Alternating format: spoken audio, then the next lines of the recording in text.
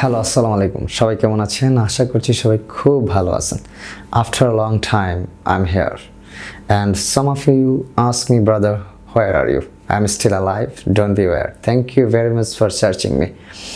So তোমাদের মধ্যে অনেকেই প্রবাবলি বিভিন্ন ইউনিভার্সিটিতে চান্স পেয়ে গেছো, so they are very much happy now and তাদেরকে অবশ্যই কংগ্রাচুলেশনস।